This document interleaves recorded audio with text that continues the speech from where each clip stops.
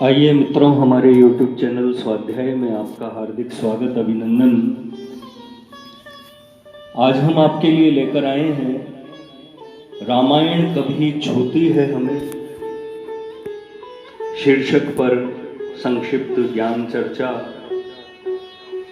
अगर आपको हमारा चैनल पसंद आए तो इसे लाइक और सब्सक्राइब अवश्य करें।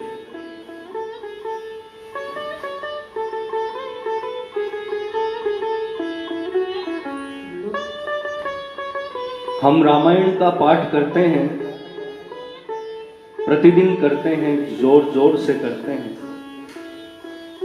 कभी कभी नवरात्र पर, दशहरा पर, रामनवमी पर हम लाउड स्पीकर लगाकर उसका अखंड पाठ करते हैं और सारा मोहल्ला गुलजार करते हैं।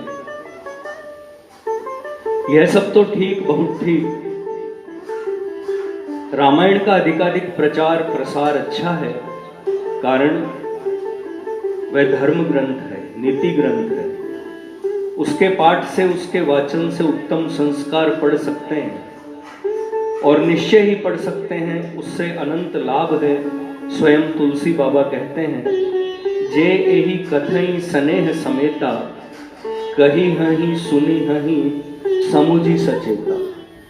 वही हहीं राम चरण अनुरागी, कलिमल रहित सुमंगल भागी। जो स्त्री या पुरुष श्री राम कथा को प्रेम पूर्वक और सावधानी के साथ कहेगा, सुनेगा, समझेगा, वह श्री राम के चरणों का प्रेमी बन जाएगा। उसके विकार नष्ट हो जाएंगे और वह निह श्रेयस का पात्र बन जाएगा। कितने तथ्य की बात है, पर जरा गंभीरता से समझने की है। गोस्वामी जी कहते हैं, जो व्यक्ति श्री राम कथा को स्नेह समेता, प्रेम पूर्वक, सचेता, सावधानी के साथ, कही हहीं कहेंगे, पाठ करेंगे, सुनी हहीं सुनेंगे, समझी समझेंगे, वे होई हहीं होंगे, बनेंगे रामचरण अनुरागी, कलिमल रहित सुमंगल भागी। मोटे तौर पर इसमें 3 शर्तें।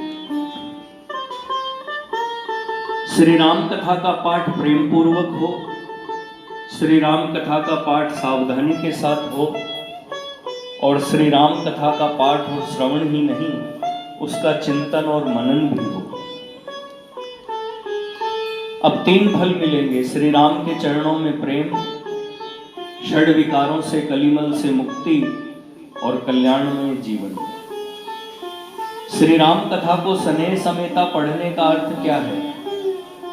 इसका मतलब है उसमें प्रेम हो, रुचि हो, श्रद्धा हो। श्रद्धा के बिना श्री राम कथा पढ़ी तो क्या, न पढ़ी तो क्या, उसका मतलब ही नहीं आएगा समझ में। गीता कहती है, श्रद्धावान लभते ज्ञानम। ज्ञान के लिए श्रद्धा की अपेक्षा है। और सचेता, श्री राम कथा सावधानी के साथ पढ़नी चाहिए, उसे ध्यान लगाकर पढ़ना चाहिए। पेट मसरूफ है किलरकी में, दिल है ईरान और टर्की में। ऐसे कैसे काम चलेगा?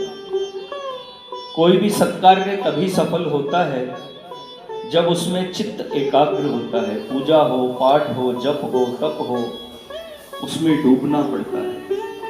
योग शास्त्र में ईश्वर प्रणिधान पर जोर दिया गया है। वहां कहा गया है, तजपस तदर्थ भावनम।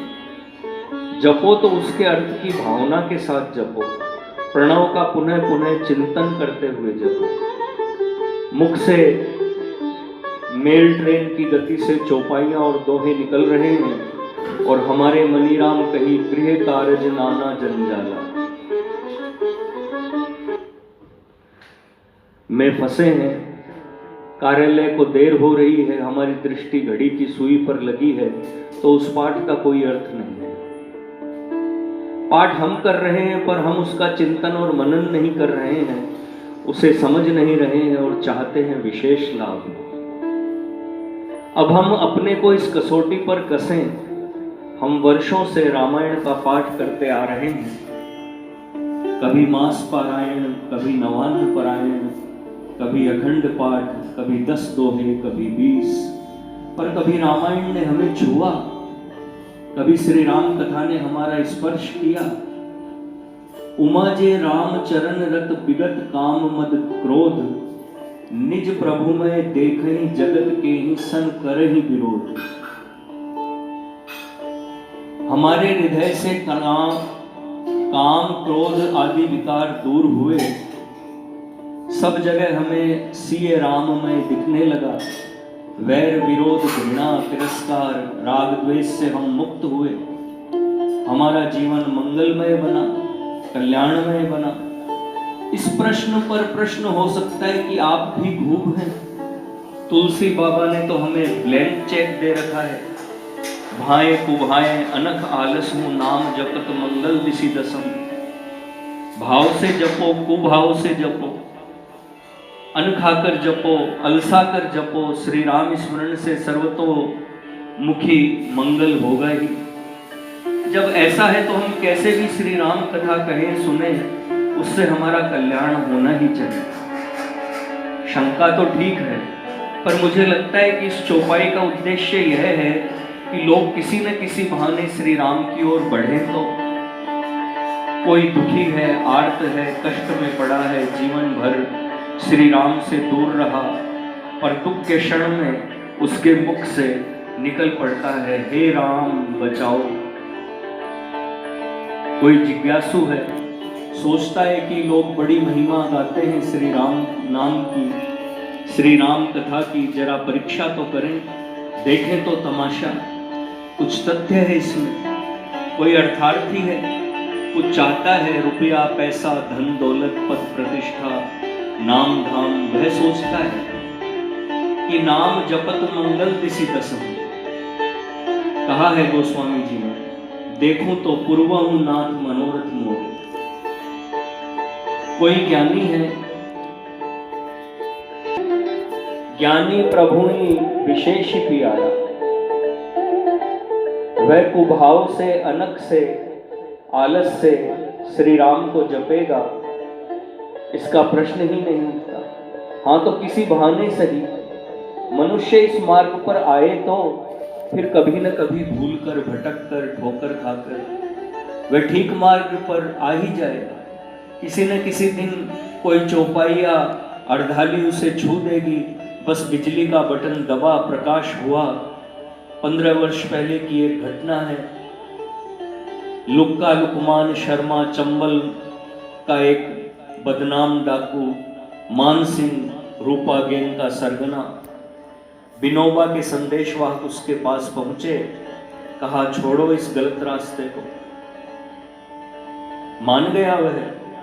अपनी स्टेनगन के साथ, दूरबीन वाली बंदूक के साथ, अपने पूरे गैंग के साथ, दल के साथ उसने विनोबा के आगे समर्पण कर दिया। एक दिन पूछा हम लोगों ने, क्यों समर्पण किया तुमने? विनोबा ने तो स्पष्ट कह दिया कि मैं किसी को बचाऊंगा नहीं, सबको अपने कृत्यों का सही बयान करना है और उसके लिए जो सजा मिले वह भोगनी है, फांसी मिले तो फांसी भी। तब तुमने क्यों जानबूझकर समर्पण का रास्ता चुना? वह बोला, मैंने रामायण में पढ़ा था, साधु ते होई न कार्य जहान, इसी से मैंने समर्पण कर दिया। लुक्का रामायण का प्रेमी है, डाके भी डालता था, खून भी करता था, पर रामायण बिना नागा पढ़ता था। उसका नाम ही पड़ गया था पुजारी। रामायण की सुंदरकांड की एक अर्धाली ने उसका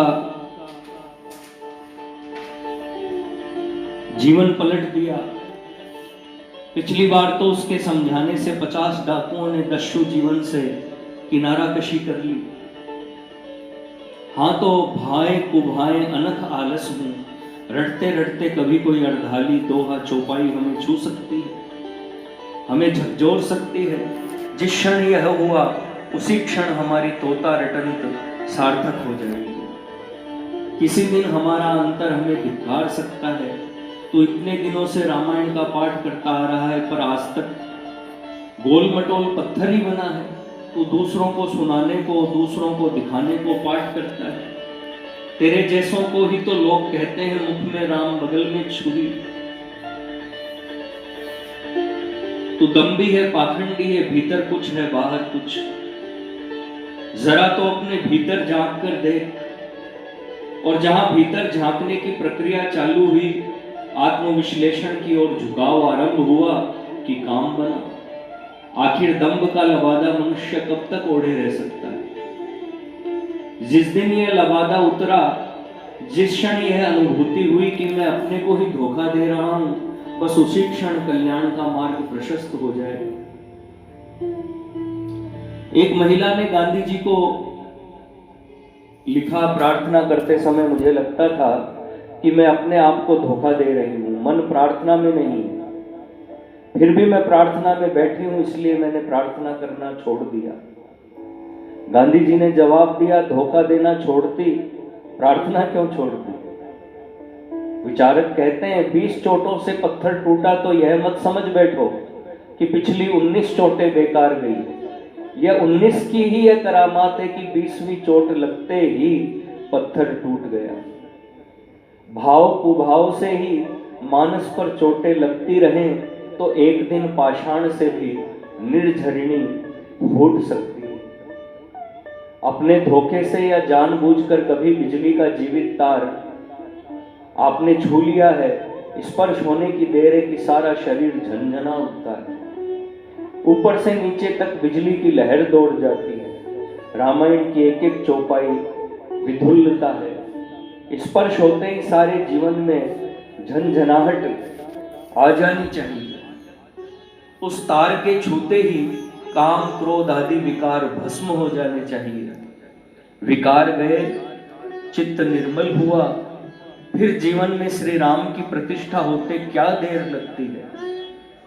कहा ही है तुलसी बाबा ने, तब लगी हृदय बसत खल नाना, लोभ मोह मच्छर मदमाना।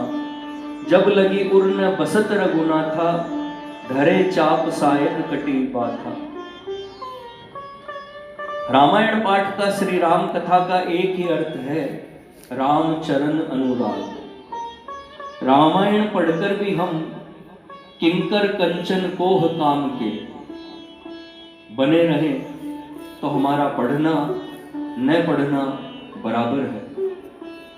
आइए हम भी और आप भी स्नेह समेता और सचेता रामायण पढ़ें, सुने, समझें, बस फिर बेड़ा पार। मित्रों, यह थी रामायण हमें